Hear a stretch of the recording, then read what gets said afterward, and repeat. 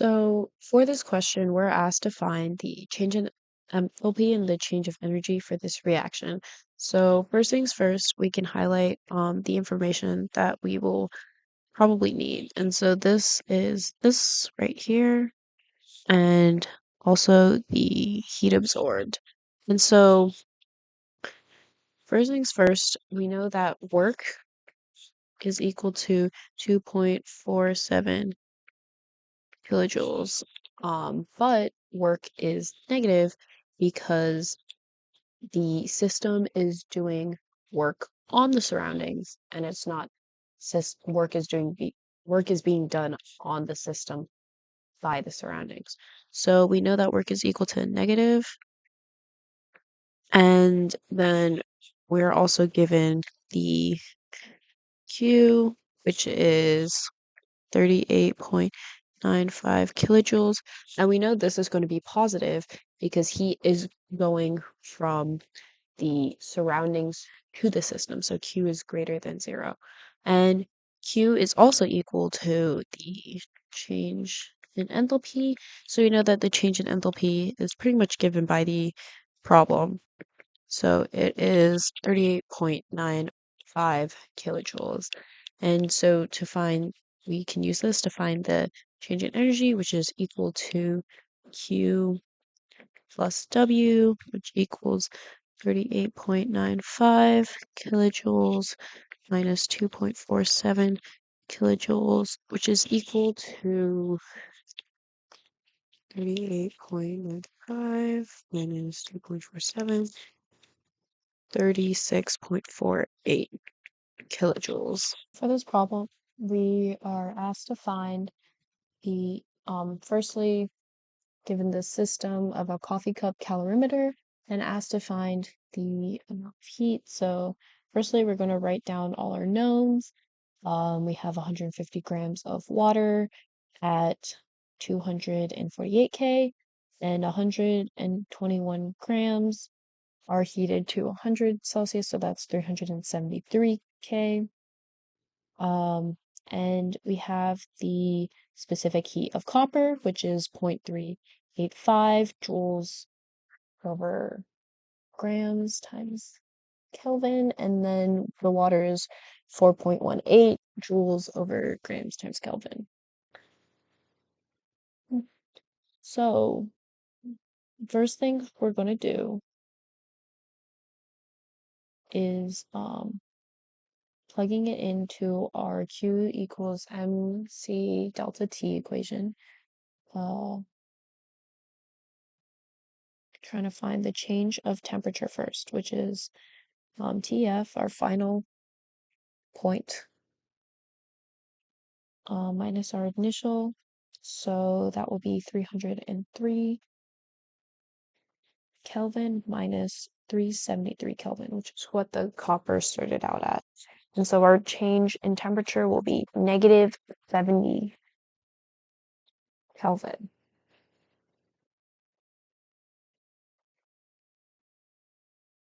And we know that our mass is 121 grams.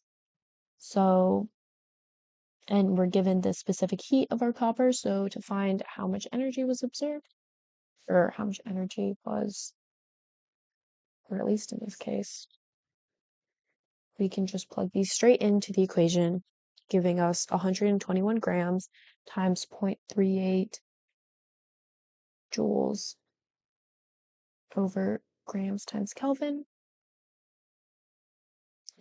and multiplied by our change in temperature, which is negative 70 Kelvin, we will get negative 3,260 joules.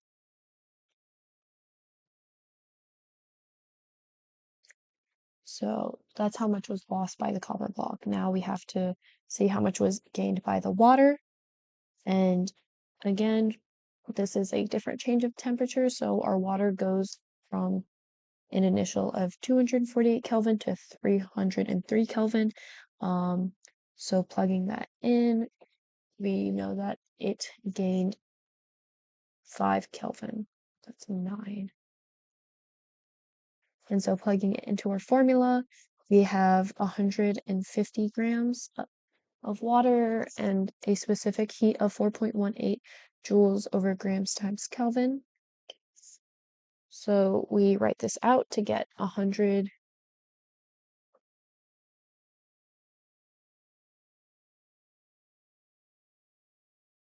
times 0.385 joules over grams per Kelvin.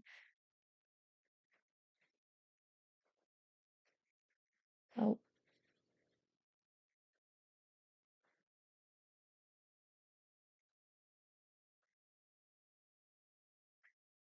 sorry, wrong formula. So we end up plugging it in and getting 150 grams times the specific heat, which is 4.18 joules over grams Kelvin, um,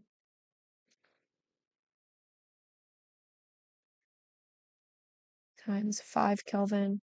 And so we get a total of energy absorbed being 3,135 joules.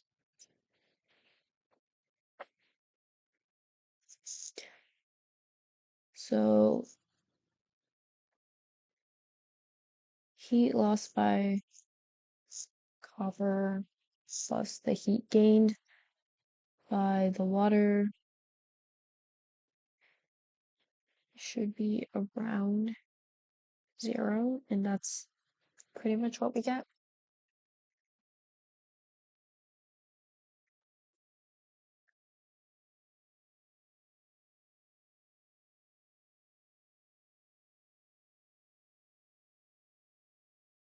So by setting both of them equal to each other and plugging the specific heats in, we can use the formula by setting them both equal to each other to get what would happen if the heat was totally absorbed by the water.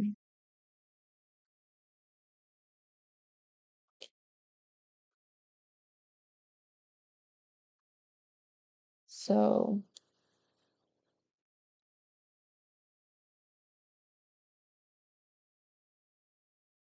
we can divide both sides by 121 grams times 3.85 joules over grams per Kelvin. And write that on the other side as well to solve for the change in T.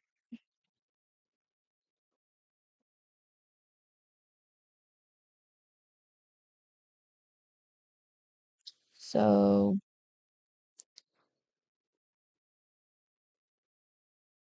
the change in the temperature of the copper block is equal to negative 13.5 change times the change in the temperature of the water.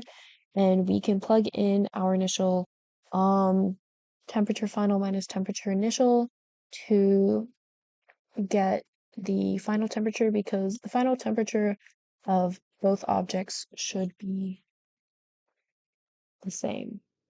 So the final temperature minus the initial temperature of the copper, and then for the water, the change in temperature is equal to the final temperature minus the initial temperature of the water. So now we can solve. So we get 14.5 times the final temperature is equal to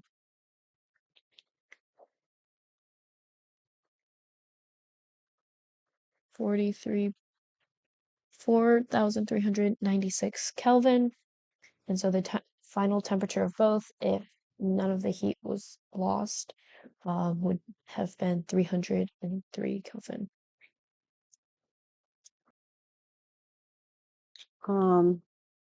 Pretty much equal to the enthalpy of the reaction.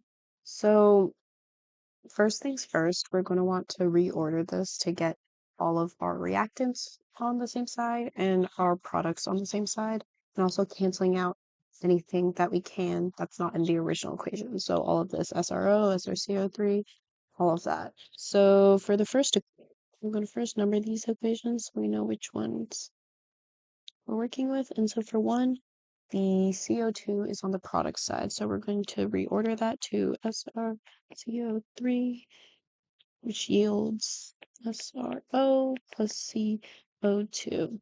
And then we'll also need to flip the enthalpy of formation because we flipped the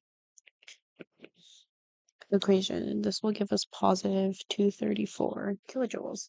And then for this, we'll jump straight to the third equation to flip that because that's the only one with carbon in it, and we know that we need carbon on the reactant side. So we get 2Sr plus 2C plus 3O2, which yields 2SrCO3, and then the heat of formation turns into negative 240 kilojoules. So for this, if we add these two reactions together, we can get this fourth equation.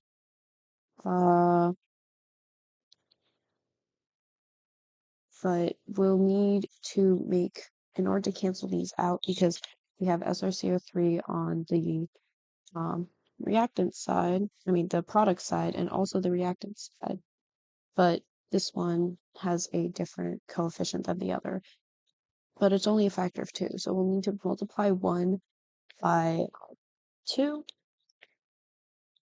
to get 2SrCO3 yields 2SRO plus 2CO2, and this will be equal to,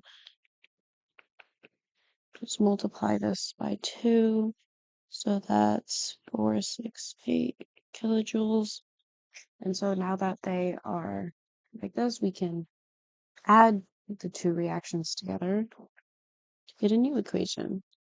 And so we'll get 2SrCO3 plus 2SR plus 2C plus 3O2 yields 2SRO plus 2CO2 plus 2SrCO3. And so here, these two cancel out. And then, so for the fourth equation, we're left with 2SR plus 2C plus 3O2 yields 2SRO plus 2CO2. Okay.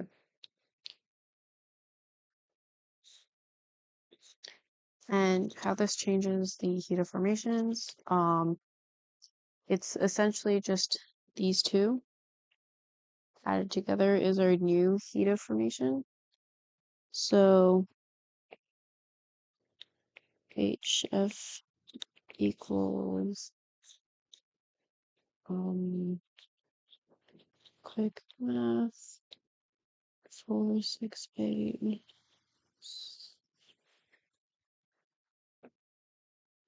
13 2 that's 7. Okay, so it should be equal to negative 1972 kilojoules. Okay, and now this is super messy, and we want to get rid of the SR and the SROs. And so our SR is on the reactant side, and our SRO is on the product side. And equation 2 is perfect for this because it has 2 SR on the product side, which will cancel out with the one on the reaction side, and same for the SRO. So when we add it to number 4, we get this fifth equation, which is 2SRO plus 2SR plus 2C plus 3O2 yields 2 SR plus O2, and then plus 2 SRO plus 2 CO2. And so that is our full equation. And so we can cancel out this SRO with this 2 SRO. And we can also cancel out this 2 SR with this other 2 SR. And we also have another overlap, which is with the O2s. And so we have 1 on this side and 3 on this side. So this is just going to leave us with 2O2. And so when this simplifies, we get 2C plus 2O2 yields 2CO2. And so the enthalpy of formation for this equation specifically is going to be equal to 4 plus 2, which is equal to 1972, 1972, or, um,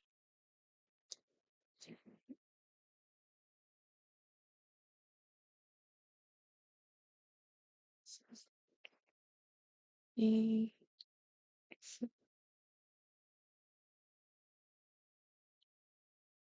G, so negative 788 kilojoules, I believe. And then in order to get it to our original desired equation, we'll need to divide everything by 2 to get C plus O2 yields CO2. And we divide our enthalpy of formation by that, so equals 394, negative 394 kilojoules.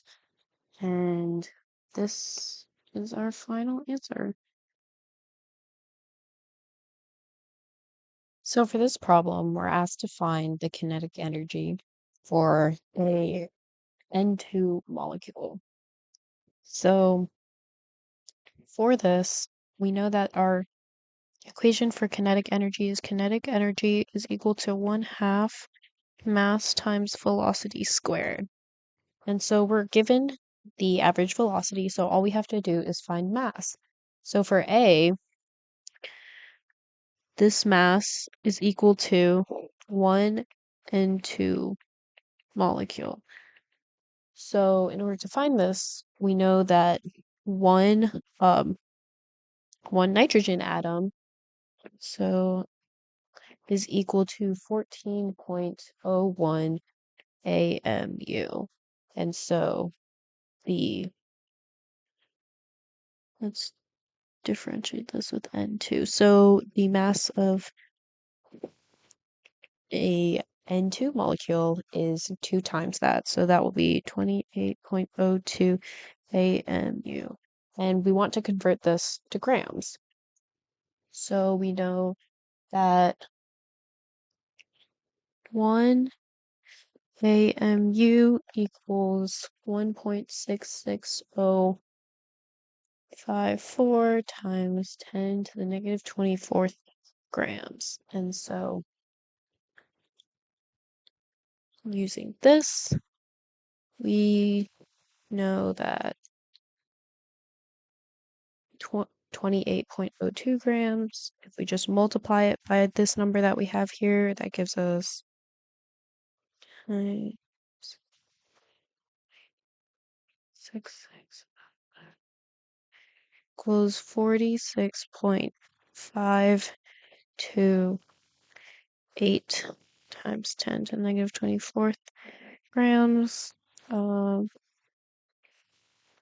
With sig figs, it should be 5.3, and that's equal to, with proper notation, 4.653 times 10 to the negative 25th grams. So now that we have the mass of a singular N2 molecule, we can plug it in. So Ke equals 1/2 this right here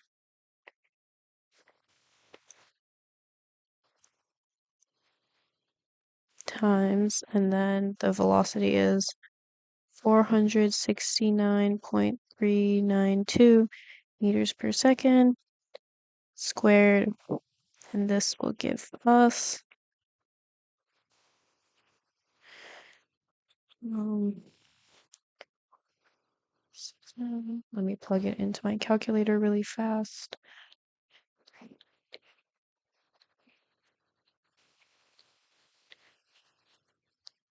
Um,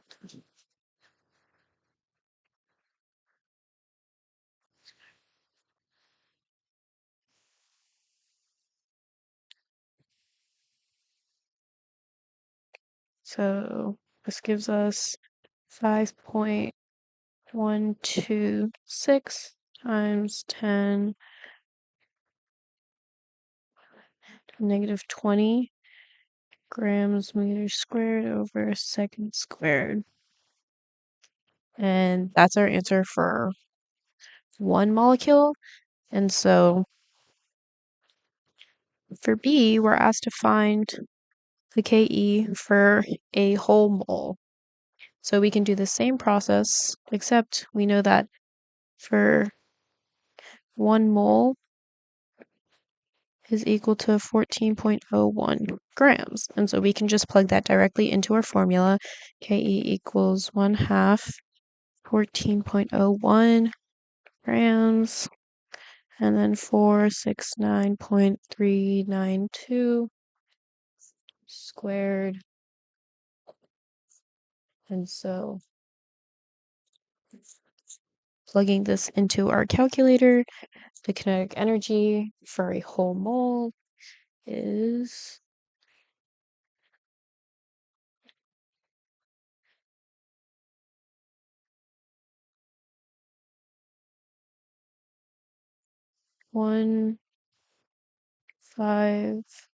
1.43 times 10 to the 6th grams per meters per second squared.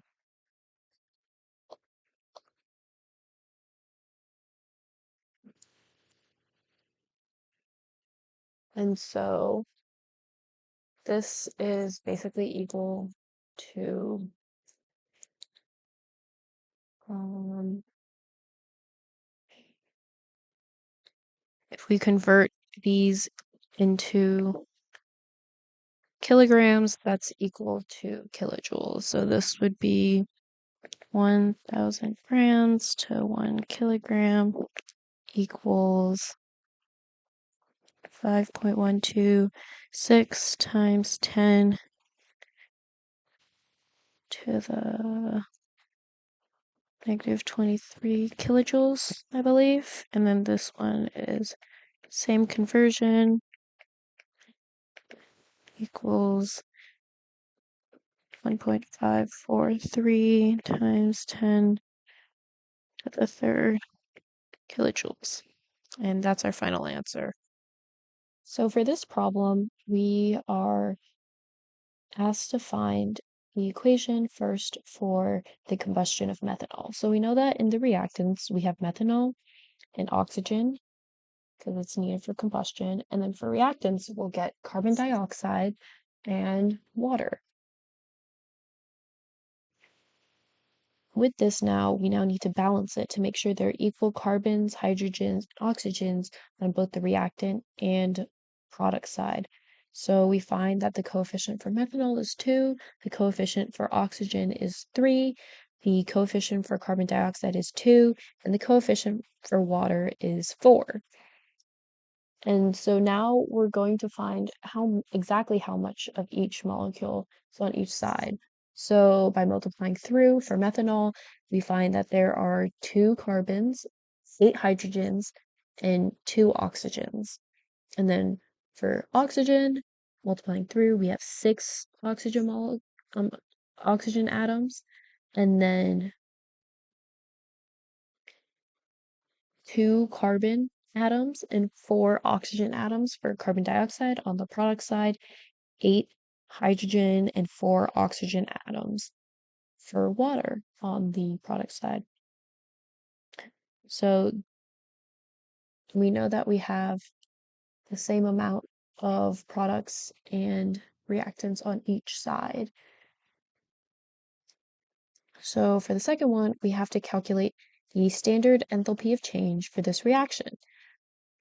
So our standard enthalpy of change will be equal to the enthalpy change for products minus the sum of the enthalpy change for reactants.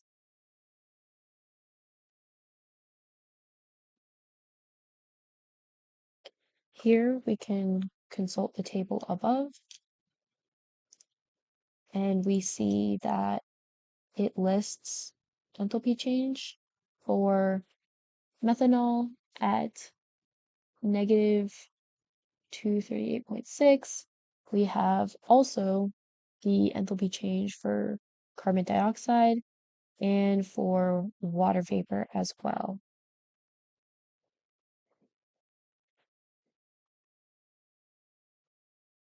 So here we get 2 times, and then we put the enthalpy change for our product of carbon dioxide,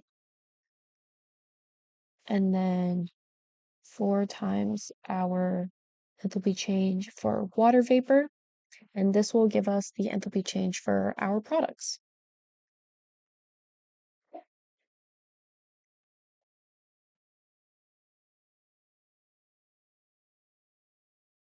And so to find the enthalpy change for our reactants, we can use that given enthalpy information for methanol, multiply it by its coefficient, and then the enthalpy change for oxygen is 0 because it's its most stable state.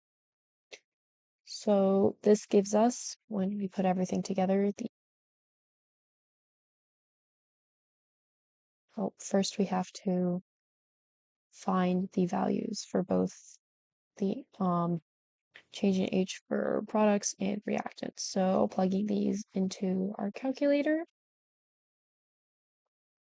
we get negative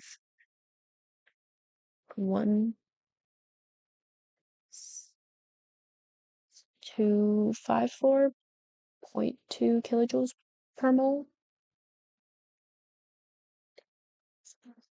That might be a second. And then for the reactants, we get negative 477.2 kilojoules per mole. And putting these together, your products are going to be positive, but you'll be taking the negative of the reactants. So that will end up being positive. But your overall enthalpy change should still end up being negative. So writing it out and then plugging it into your calculator, you get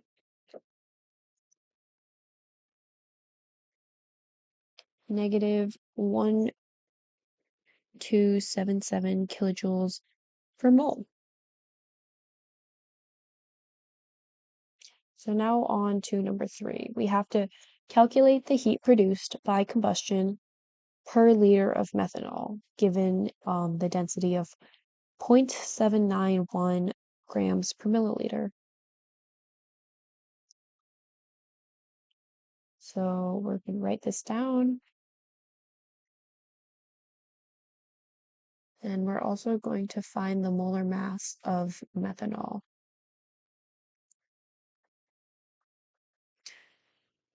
This is 32.04 grams per mole. So with this given information, we can now find how many moles per liter we have by dividing the density by the molar mass.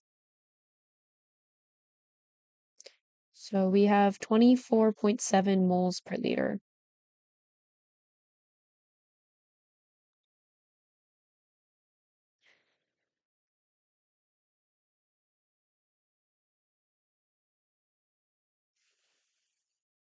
And we know that the enthalpy of reaction is negative 1,277 kilojoules per mole. So this means per 2 moles of methanol, you are producing 1,277 kilojoules of heat.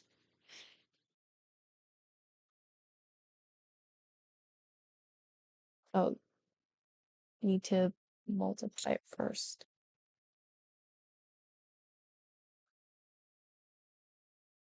Sorry. So you need, because it's per mole, you divide the 2 moles that are being used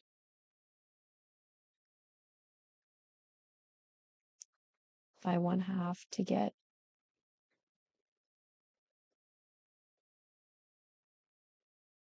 638.5 kilojoules per 1 mole of methanol. So you have the number of moles per liter and also the number of heat produced per combustion of 1 mole. So when you take the two and you multiply them together, you write it out.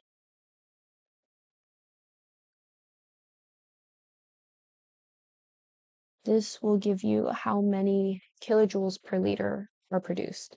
So this is about